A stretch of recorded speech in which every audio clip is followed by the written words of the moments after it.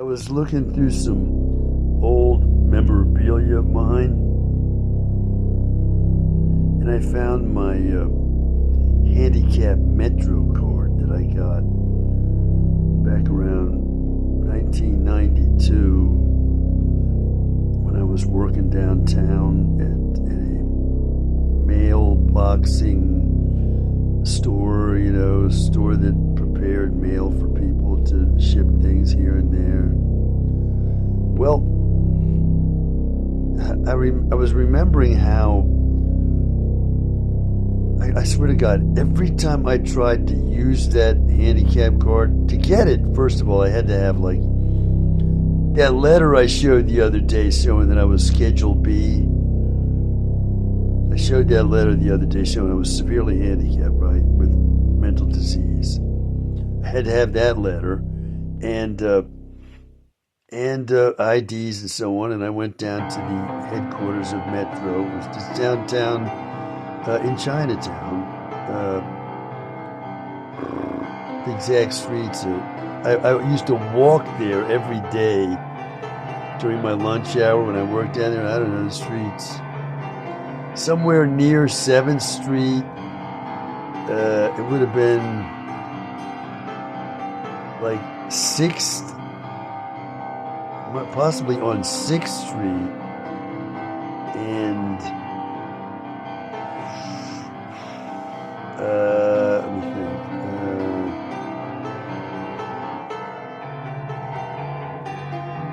F or G Street, something like that, down around there. And I had to go down there, and then I had my picture taken and so on, and showed them my documents and all, and they gave me this photo ID card as a severely handicapped person. So that entitled me to buy fare cards at handicap rates, okay?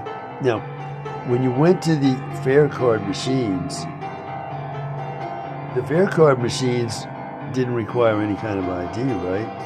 They were assuming that you would be honest when you went and bought your ticket. Okay, that if you were handicapped, you really were handicapped because anybody could buy a handicapped ticket. I didn't know things like this at that time, but I soon found out why. Because every time I tried to buy a handicapped ticket for the Metro, and this was amazing, because every damn time I did that, here comes a policeman. Say, can I see some ID, sir? Because it was like, well, he was thinking that I wasn't handicapped, right? And I was gaming the system and buying a cheaper handicapped fare card when I shouldn't have. So, meanwhile, everybody riding the subway would be looking over at me, right? Like, what's going on? Policeman stopping that man. What's this? Everybody's looking toward me and everything. And so I'm now got to fish out that photo ID somewhere on my person. And, people are staring and walking by. Oh, what's going on with the police here? I'm creating a scene, right? So I'm in the midst of all this. And I'm real proud when I pull out my handicap card. It just shows that I'm mentally diseased. This is a great thing for me, right? I'm proud of this. So when I finally get the card out, the policeman says, oh, okay, and I can go. But I'm thinking to myself, okay, I've been harassed now for 10 years, me and my wife, including by police. And in fact, one of the major reasons I decided to leave DC in 2018, when I did leave for Colorado, it was harassment by police that got me to do that. I'm not going to retell the harassment. Me and my wife were being harassed by police back then. I said, I've had it with this DC area. I'm leaving. Okay, now, as I was thinking tonight about, hey, wait a minute. I've been harassed, and I now say I've been victimized by a microwave and ultrasound weapon for 40 years, okay? So I'm saying, being stopped by police every time I tried to use that handicap card back then, that was no accident, okay? I'm saying that is more evidence of the harassment I've been enduring for a lifetime, okay? Abuse by America's Man of the Year, a man who's supposed to be my father who wasn't. Being severely sexually abused by him and abused by police who have me identified through what they know of me from this man who's sexually abusing me and psychologically abusing me and every other kind of abuse you can imagine, including a murder attempt, more than one. And the police have identified me through him as a bad son, I guess.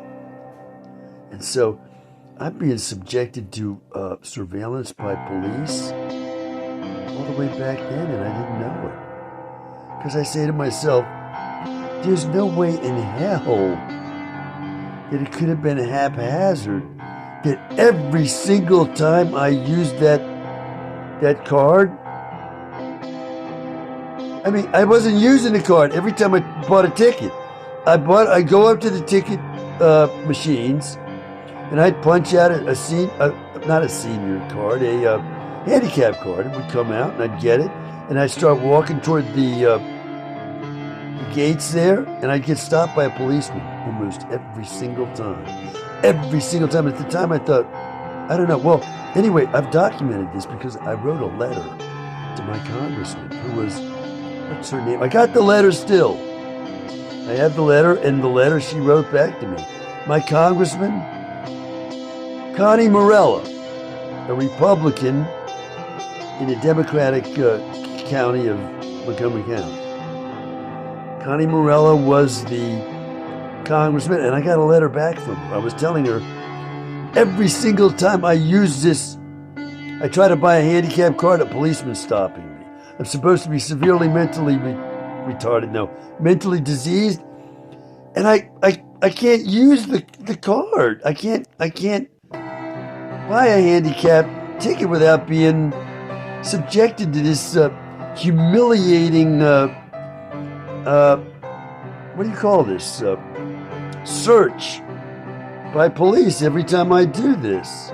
Well, she wrote me back a letter. She said, well, Albert, you're just going to have to put up with that because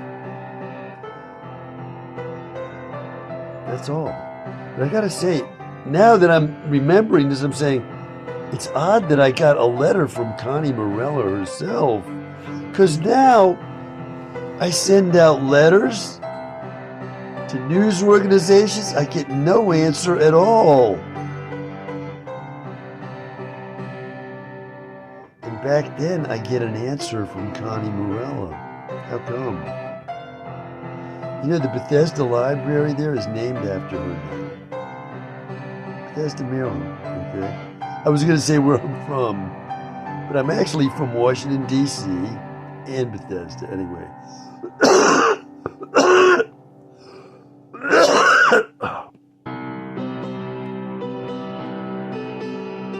I'm not going to talk about that cough, because I don't have a cough at all. I'm going to let that pass. Now, I'm saying now that I'm thinking about it, how come I got a letter from Connie Morella herself?